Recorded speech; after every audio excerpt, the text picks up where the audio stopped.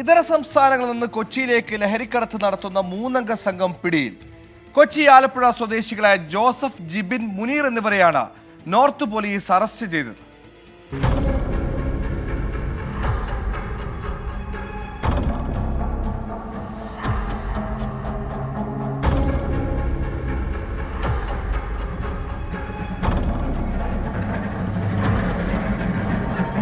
Ernakulam south സ്റ്റാൻഡിൽ autorickshaw ഡ്രൈവറായ അഗസ്റ്റിനിൽ നിന്ന് 8 ലക്ഷത്തിലധികം രൂപ ഭീഷണിപ്പെടുത്തി തട്ടിയെടുത്തുവെന്ന പരാതിയിലാണ് ലഹരിക്കടത്ത് സംഘം കുടുങ്ങിയത്.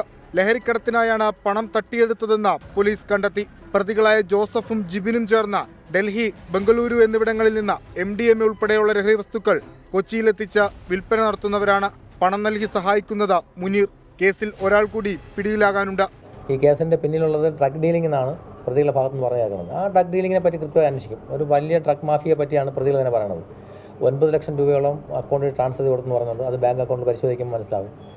തിരിച്ച് 4 ലക്ഷം രൂപയോളം തിരിച്ച് കൊടുത്തിട്ടുണ്ട്. ഈ പൈസ കൊടുത്തത് മുഴുവൻ ഡൽഹിയിൽ നിന്ന് ഡ്രഗ്സ് കടത്തിക്കൊണ്ട് വന്ന് വിറ്റിട്ട് ആ കാശിൽ നിന്ന് ലാഭം എടുത്ത് കൊടുക്കാൻ വേണ്ടി കൊടുത്തു പറയുന്നുണ്ട്. പരാതിക്കാരന് ലഹരിക്കടത്തുമായി ബന്ധമുണ്ടോ എന്ന് വിശദമായി പരിശോധിച്ചു വരികയാണ് അന്വേഷണ സംഘം. പ്രതികളെ റിമാൻഡ് ചെയ്ത ശേഷം കസ്റ്റഡിയിൽ വാങ്ങി വിശദമായി ചോദ്യം ചെയ്യും. കൂടുതൽ അറസ്റ്റുകൾക്കും സാധ്യതയുണ്ട്.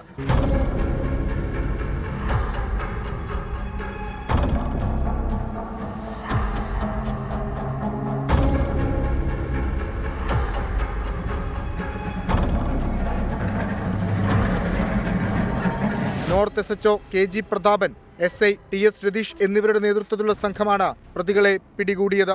24 കൊച്ചി.